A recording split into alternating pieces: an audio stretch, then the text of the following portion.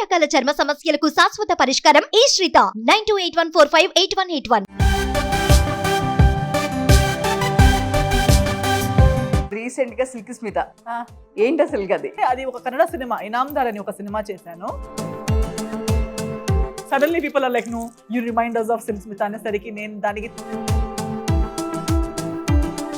So మీరు singer, dancer, heroine ఏది satisfied ఈ వర్క్స్ అన్నిట్లో? The very grateful thing that I am the most is because నేను చేసిన ప్రతి దాంట్లో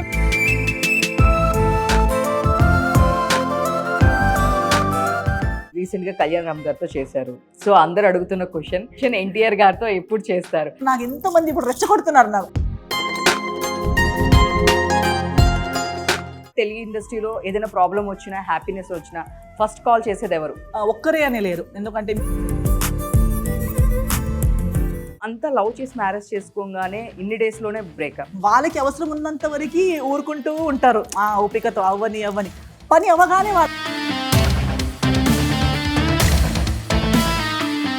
సో మీరు చూసుకునే క్యారెక్టర్స్ అన్ని డిఫరెంట్ గా ఉంటాయి. మాయాలో చూస్తే దానిలో ఒక చిన్న పాప ఉంది, మీరు ఉన్నారు. ఇద్దరిలో ఎవరికి దెయ్యం ఉందనేది నాకు ఇప్పటికీ అర్థం కాలేదు.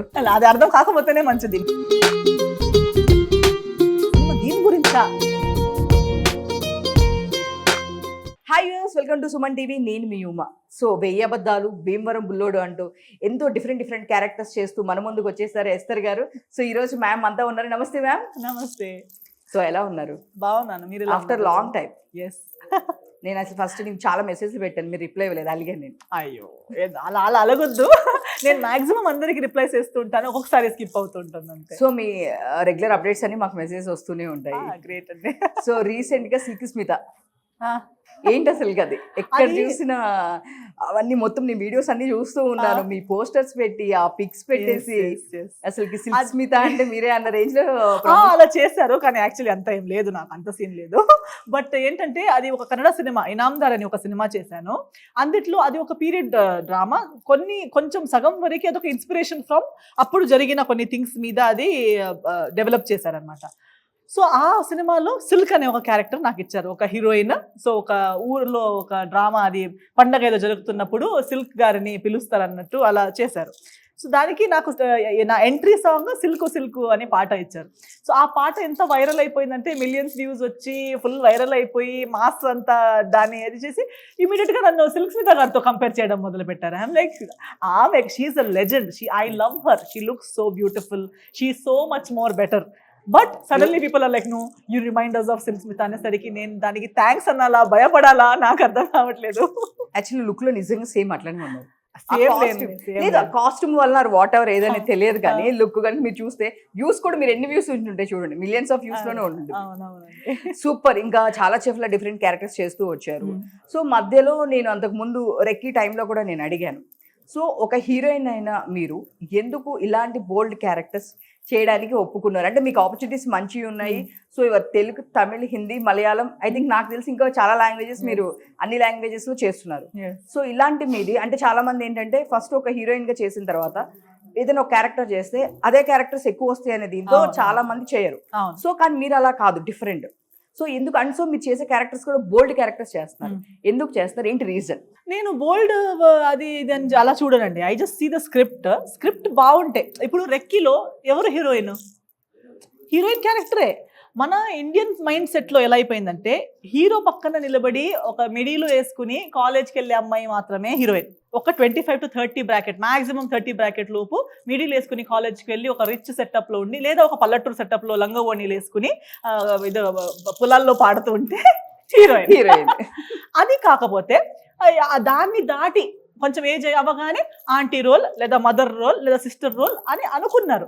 అలా జరిగింది కూడా. ముందు అలా అనిపించింది, అలా అనుకున్నారు, అలా పద్ధతిగా అలాగే ఫాలో అవుతూ వచ్చింది. ఓకే, బట్ లాజికల్గా what is the explanation to this? దీనికి ఏం ఎక్స్ప్లెనేషన్ ఉంది? ఇప్పుడు మన లైఫ్లో, ఇప్పుడు రియల్ లైఫ్లో కూడా మనం కాలేజ్కి ఒక లైఫ్లో పోర్షన్ అది. అప్పుడు అది కూడా హీరోయినే కాదని నేను చెప్పను, అది వన్ పోర్షన్. టీనేజ్ ఇయర్స్ అనేది ఒక ఏజ్ బ్లాక్. దాని తర్వాత 20s అనేది కూడా ఒక మెంటల్ కానీ ఫిజికల్ కానీ మనం వరల్డ్లో కూడా అది ఒక ఇంకో సీనియర్ కాలేజ్కి వెళ్ళేది, లేదా జాబ్ వెతికేది, జాబ్కి వెళ్ళేది, అది ఇంకో ఫేజ్ లైఫ్లో.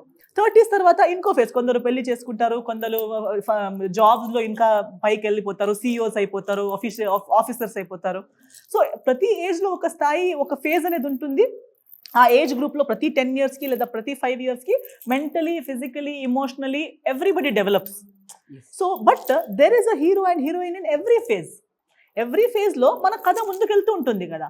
ముందు చెప్పే కథల్లో ఒక 17 హై స్కూల్లో లవ్ స్టోరీ స్టార్ట్ అయిపోయి పెళ్లి అవగానే ది ఎండ్, శుభం షాట్ వచ్చేది. కానీ పెళ్లి అయినాక తర్వాత లైఫ్ లేదా, పెళ్లికి ది ఎండ్ బోర్డా. అందుకే ఒక జనరేషన్ మొత్తం ఎలా మైండ్ సెట్ అయిపోయిందంటే లవ్ చేయాలి, స్ట్రగల్ అవ్వాలి, పెళ్లి చేసుకోవాలి, ది ఎండ్. ఇప్పుడు పెళ్లి తర్వాత ఏం చేయాలనేది ఎవరికి ఏం తెలియదు. ఆఫ్టర్ మ్యారేజ్ అప్పుడు కూడా జాబ్కి వెళ్ళాలి, అప్పుడు కూడా పని చేయాలి, అప్పుడు కూడా అన్ని ఫ్యాక్టర్స్ ఉంటాయి లైఫ్లో. Marriage is not the end, there is so much more. For ఇంకో సినిమా స్టార్ట్ చేయొచ్చు, it should start from marriage, which is happening now.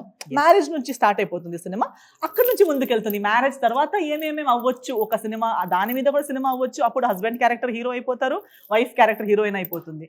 అప్పుడు కాలేజ్ అమ్మాయే మ్యారేజ్ అయ్యాక వైఫ్ అయిందిగా. సో ఇంకో ఫేజ్కి వెళ్తున్నాం. So in the same way I don't believe heroine అనగానే ఇప్పుడు ఎలా హీరో గారు, what I love about world wide cinema, హాలీవుడ్లో ఈ థాటే లేదు. హాలీవుడ్లో కూడా ఆంజెలినా జోలీ గారు ఇంకా హీరోయినే, ఇంకా మన ఆస్కర్ విన్నింగ్ యాక్ట్రెసెస్ ఉన్నారు who are all grey hair, all aged, అంటే they are not even hair dye కూడా చేయాలనిపించట్లేదు వాళ్ళకి. వాళ్ళు ఉన్న దాంట్లో ఇంకా ఆస్కర్స్ గెలుస్తున్నారు, ఇంకా హీరోయిన్ సెంట్రిక్ సినిమాలు చేస్తున్నారు, హీరోయిన్స్ గానే పనిచేస్తున్నారు. బట్ ఇక్కడ వన్ సర్టన్ పొజిషన్ వరకు మనం ఉన్నాం.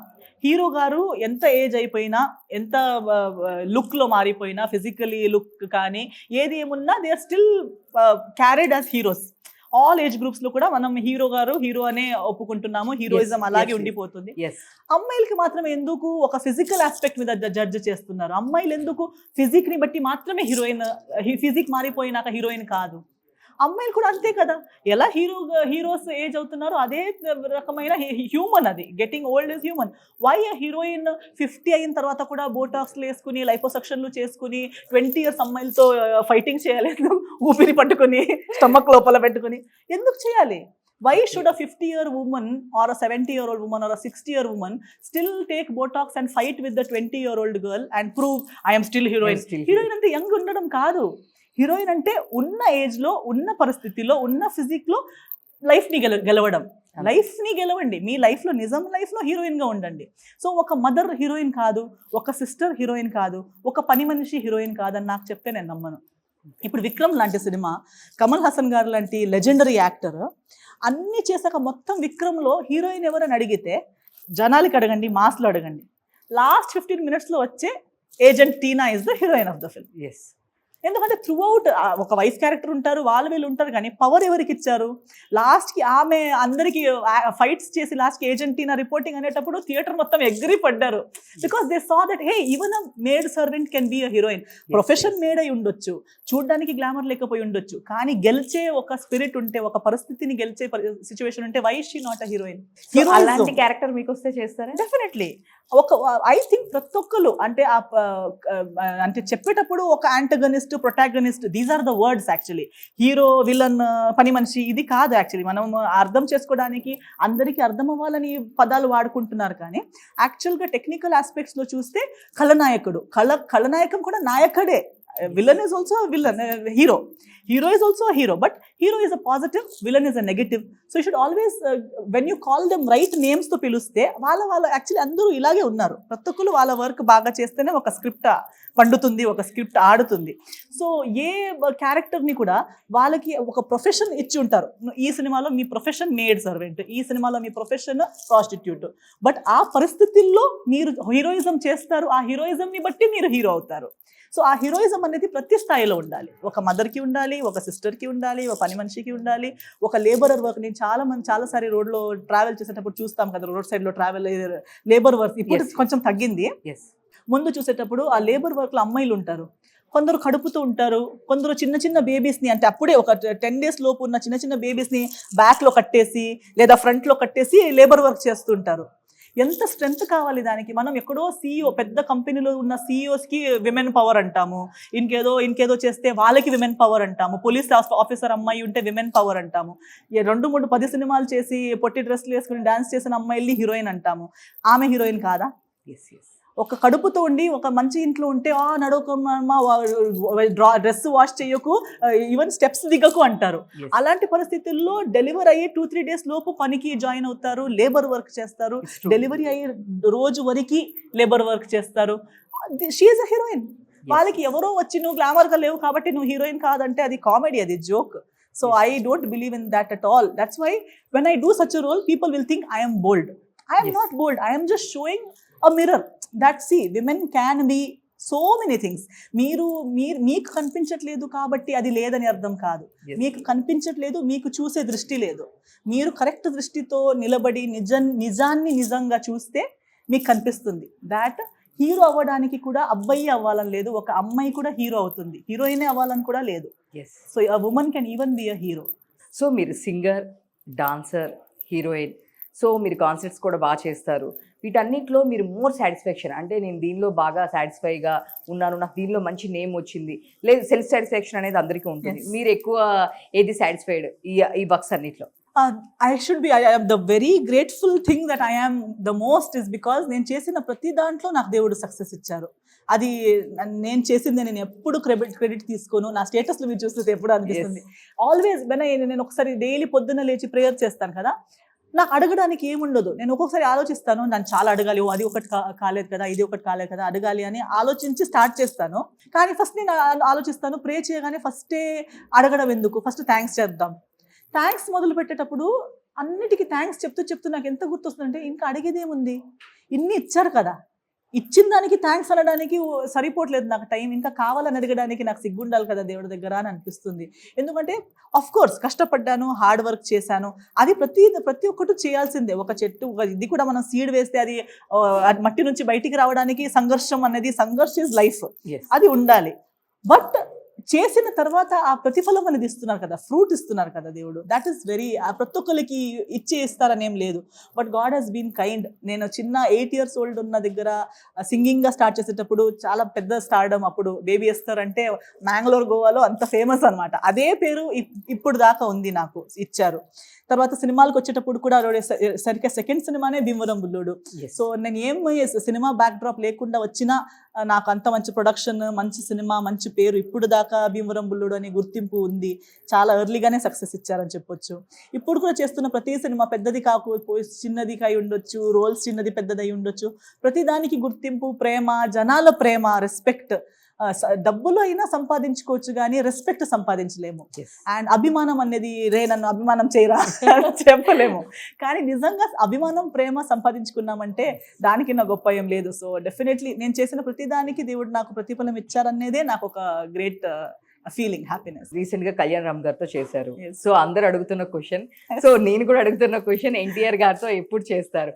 అండ్ కళ్యాణ్ రామ్ గారితో ఏదైనా మోస్ట్ మెమరబుల్ మూమెంట్ ఏమైనా ఉందా? అలా మోస్ట్ మెమరబుల్ అయ్యే అవసరం అంటే మనకి అది సిచ్యువేషన్స్ అలా లేదు. మనం ఫస్ట్ చేసింది కారైకుడిలో షూటింగ్ చేసాము. సో ఇల్లు అదంతా that was in Karaikudi. And ఆ సిచ్యువేషన్ ఆయనది నాది కాంబినేషన్, 1-2 షార్ట్స్ ఉంటే కూడా మాట్లాడేంత లేదు, అలా ఏం లేదు. But what I admire about Kalyan Ram గారు is even he is very ఏమంటారు ఎక్స్పెరిమెంటల్. సినిమాలు సెలెక్ట్ చేసేటప్పుడు సక్సెస్ రాని, ఫెయిల్యూర్ రాని అవన్నీ చూసి, ప్లస్ నేను ఇది చేస్తే తక్కువ అవుతానేమో, ఈ రోల్ చేస్తే నాకు హీరోయిజం ఉండదేమో, అవి ఆలోచించకుండా హీఈస్ ఆల్వేస్ ఎక్స్పెరిమెంటల్. కొత్తది ఏమైనా న్యూ టైప్ ఆఫ్ స్క్రిప్ట్ ఉంటే పిక్ చేస్తారు, అది ఛాలెంజింగ్గా తీసుకుంటారు అనేది నాకు I admire about him. And working also is very professional, very neat. ఒక సెట్ మీద ఒక పెద్ద హీరో ఉన్నారు అనే ఫీలింగే ఉండదు. You will not feel. ఆ సెట్లో ఎనర్జీ చాలా కామ్గా ఉంటుంది, కూల్గా ఉంటుంది. వస్తారు, నా సీన్ ఏంటి, నా షార్ట్ ఏంటి చేస్తారు, వెళ్ళిపోతారు. ఓ నేను పెద్ద హీరోని, నాకు అందరూ నమస్కారం చేయాలి, అలాంటిది నాకు ఎప్పుడు ఫీల్ అవ్వలేదు. It was very comfortable, very good experience which I like, admired. Because ఈరోజు ఇలాంటి నార్మల్ వరల్డ్లోనే ఇంతుంటే ఇంత చూపించే సమాజం. సో అలాంటి సిచ్యువేషన్లో to find such a down to earth person was really nice, kind human being. And NTR గారితో అయితే వర్క్ చేయాలని ఎవరికి ఉండదు, అందరికి ఉంటుంది. అది కూడా నాకు ఎంతమంది ఇప్పుడు రెచ్చగొడుతున్నారు, నాకు చేయండి.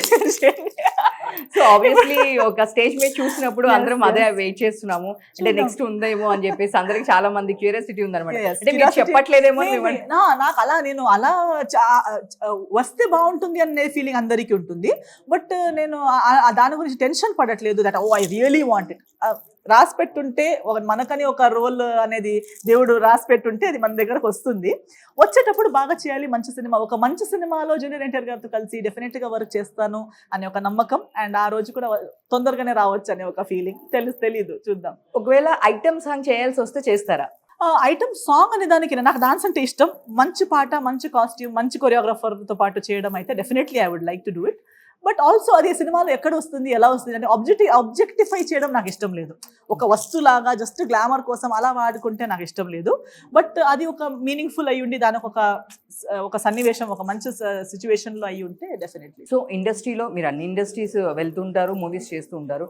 బట్ తెలుగు ఇండస్ట్రీలో ఏదైనా ప్రాబ్లం వచ్చినా, హ్యాపీనెస్ వచ్చినా ఫస్ట్ కాల్ చేసేది ఎవరు? మీ క్లోజ్ ఫ్రెండ్ అంటే ఎవరు చెప్తారు? చాలా మంది ఉన్నారండి, వెల్ విషర్స్ అనే వాళ్ళు ఉన్నారు.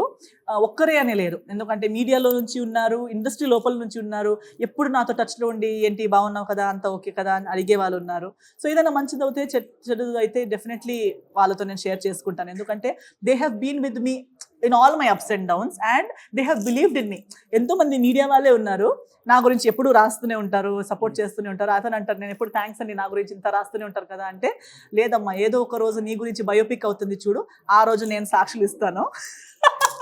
ఎవరైనా అతను అక్కడ ఉన్నారు ఆ లెవెల్లో, నా గురించి బయోపిక్ ఏం మాట్లాడుతున్నారండి మీరు అంటే, లేదమ్మా ఒక్కరోజు ఆ రోజు కూడా వస్తుంది, నీ గురించి ఒకరోజు ఫిల్మ్ అవుతుంది, ఆ సినిమాలో మేమందరం మన కథలు చెప్తామే. లేదు ఎస్తర్ గారు అప్పుడు ఇలా చేశారు, అప్పుడు ఇలా జరిగింది, నేను చెప్పడం వేరు, కానీ నిజంగా నా ఫ్యాక్ట్స్ నిజంగా ఏదైతే జరిగింది అని తెలుసున్న వాళ్ళు కొందరు ఉంటారు కదా. So they really believe in me. ఒక్కొక్కసారి వాళ్ళ ఆ రేంజ్ లో మాట్లాడేటప్పుడు నాకు అనిపిస్తుంది, నాకు అంతుందా, మరి ఓవర్ అవ్వలేదు ఏం మాట్లాడింది మీరు అని. లేదమ్మా నీకు నిజంగా అవుతుంది. So they say it. అది చెప్పేటప్పుడు నాది సెల్ఫ్ కాన్ఫిడెన్స్ ఇంత ఉన్నా అది ఇంత అయిపోతుంది సడన్ గా. వాళ్ళకే నా మీద ఇంత నమ్మకం ఉన్నప్పుడు నాకు నా మీద కొంచెమైనా నమ్మకం ఉండాలి కదా.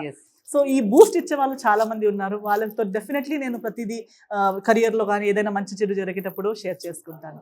So super. ఎప్పుడు ఎన్నిసార్లు ఇంటర్వ్యూస్ జరిగిన ఈ టాపిక్ అనేది ఎప్పుడు వస్తుంది, మీ మ్యారేజ్ టాపిక్? సో అందరూ అడిగే క్వశ్చన్, నేను ఇంతకు ముందు కూడా అడిగాను. సో అంతా లవ్ చేసి మ్యారేజ్ చేసుకోగానే ఇన్ని డేస్లోనే బ్రేకప్. సో ఇన్ని డేస్లో తెలియంది మ్యారేజ్ అని వెంటనే రాంగ్ అని ఒక పర్సన్ మీరు ఎలా జడ్జ్ చేశారు అంటే, అండ్ సో ఇంకోటి ఏంటంటే మన సొసైటీలో ఎలా ఉంటుందో, ఒక అబ్బాయి అమ్మాయి ఉంటే డెఫినెట్గా అది ఉమెన్దే రాంగ్, అమ్మాయిదే తప్పు, అబ్బాయి కరెక్ట్, ఆ అమ్మాయికే లేదు అని చెప్పేస్తూ ఉంటారు.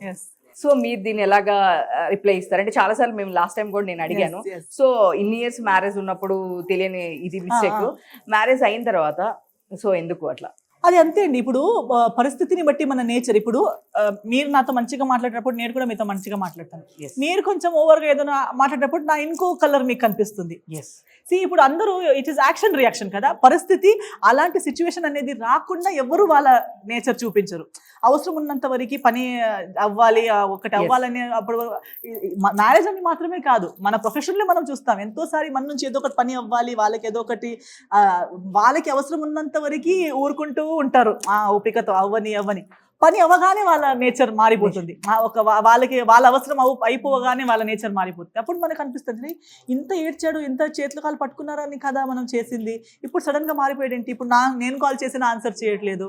So that shift of character ఒక్కొక్కసారి మనం నాది పోని, నేను నా ఫ్రెండ్స్ వాళ్ళందరూ 9 years లవ్ అంట, 10 years లవ్ అంట, లవ్ చేసి అందరితో కొట్టుకొని అందరూ మిమ్మల్ని చంపుతారని చెప్పినా, అలాంటి గొడవలు ఫ్యామిలీస్ మధ్యలో గొడవ అయిపోయినా లేదు పెళ్లి చేసుకుంటామని అందరితో గొడవపడి పెళ్లి చేసుకున్న వాళ్ళు మ్యారేజ్ 6 months 1 year ఒకరు ఫేస్ చూడట్లేదు. ఇలా అని అనుకోలేదు, ఈమె ఇలా అని నాకు తెలియదు, వాడు అలాని నాకు తెలియదు అంటున్నారు. తెలియదు ఏంటి, 9 years 10 years లవ్, ఈమె కావాలి, నువ్వే కావాలి పెళ్లి చేసుకున్నారు కదా అంటే, లేదు అప్పుడు ఇలా లేదు, ఇప్పుడు మారిపోయింది. సో ఒక్కొక్కసారి లవ్ అనేది ఉన్నప్పుడు 10 years ఉన్నా తెలియదు, బికాస్ వీఆర్ మీటింగ్. ఇప్పుడు నేను మీరు 2 years ఒకసారి కలిసి మంచిగా 2 hours మాట్లాడితే, ఇది నేను ఫుల్గా కాదు, ఇది మీరు ఫుల్గా కాదు. సో రోజంతా ఎలా ఉన్నా సాయంత్రం 2 hours కాఫీకి డైలీ కలిసినా బాగానే ఉంటుంది.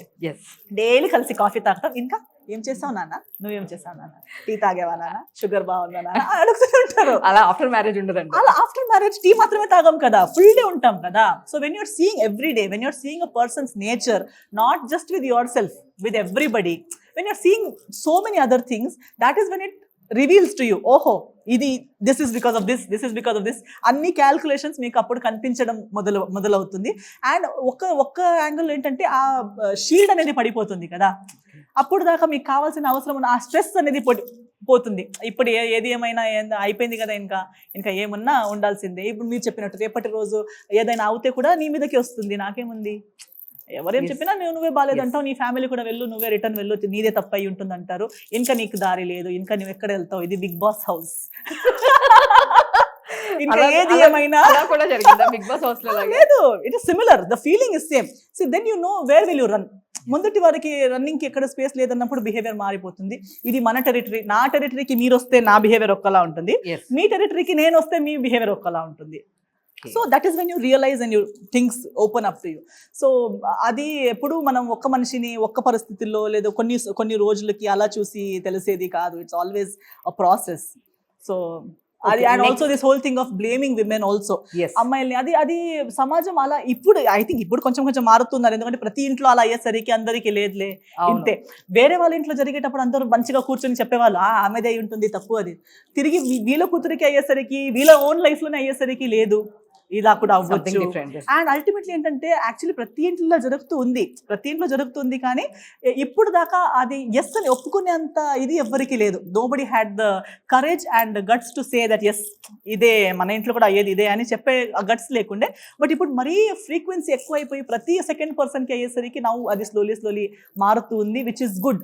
ఉన్నది ఉన్నట్టుగా రియాలిటీగా యాక్సెప్ట్ చేయడంలో ఉన్నంత పీస్ ఆఫ్ మైండ్ ఇంకా వేరే దేంట్లో లేదు. సో మీరు చూసుకునే క్యారెక్టర్స్ అన్ని డిఫరెంట్ గా ఉంటాయి. మాయాలో చూస్తే నాకు అర్థం కాని దానిలో ఒక చిన్న పాప ఉంది, మీరు ఉన్నారు. సో ఇద్దరిలో ఎవరికి దెయ్యం ఉందనేది నాకు ఇప్పటికీ అర్థం కాలేదు. అది అర్థం కాకపోతేనే మంచిది. మీరు సినిమాకి వచ్చేయండి, ఎలాగో రోజులు అయిపోయాయి కదా, 15th వరకు వెయిట్ చేయండి. March 15th వచ్చి సినిమా చూడండి. డెఫినెట్లీ అది మాత్రమే కాకుండా మీకు మొత్తం సినిమాలో especially as a women you will like it even more అని నేను అనుకుంటున్నాను. ఓకే, అంటే మాకు కనిపించిన కోణం ఇంకోటి ఏమైనా ఉందా దాంట్లో? ఎస్. సో ఇందాక నుంచి కూడా మేము ఇంటర్వ్యూస్ అన్ని చూస్తున్నప్పుడు కూడా మీరు అనుకున్నది కాదు, లోపల ఇంకోటి ఉండిద్ది అని చెప్పేసారు. మాయలో ఇంకేమన్నా మాయ చేస్తున్నారా మీరు? ఎస్, నా మాయమని కాదు, ఆ స్క్రిప్ట్ లోనే ఆ మాయ ఉంది. There is something very nice, a very good emotional content which will definitely connect and you will feel అరే సినిమా దీని గురించా అని మీకు అనిపిస్తుంది. మీరు మ్యారేజ్ చేసుకోవాలంటే అబ్బాయికి ఎలాంటి క్వాలిటీస్ ఉండాలి? అంటే ఇక్కడ అక్కడ చాలా మంది చూపిస్తున్నాడు. రెడీగా ఉన్నారు. ప్లీజ్ ఒక్కసారి ఫ్రేమింగ్ కట్ పెట్టరా? చెప్పగానే ఇలా ఇక్కడ హ్యాండ్ రేస్ చేస్తున్నారు. సో ఇక్కడ వరుసగా ఉన్న అబ్బాయిలు అందరూ హ్యాండ్ రేస్ చేస్తున్నారు. వీళ్ళకి టెన్షన్ పడాలని చెప్పొచ్చు. నాకు ఒక 6+ హైట్ ఉండి మినిమం 8 packs ఉంది, ఒక 2 చేతులు దించేశారు. నెక్స్ట్ నా కింద ఒక అట్లీస్ట్ 6 years పెద్దగా అయి ఉండి అలా ఉంటే నాకు చాలా ఇష్టం. ఇంకొకరు హ్యాండ్స్ పైకి వచ్చాయి,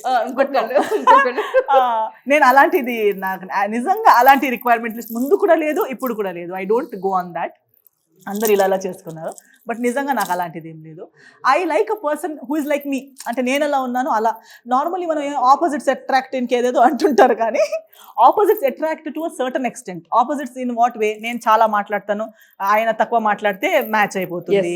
నేను చాలా ఎక్స్ప్రెషన్ చేస్తే అతను చాలా సైలెంట్ గా ఉంటే మ్యాచ్ అయిపోతుంది. అలాంటి చిన్న చిన్న ఆపోజిట్స్ అట్రాక్ట్ అవునాయి, కానీ క్యారెక్టర్ లో opposites don't attract. This is by experience.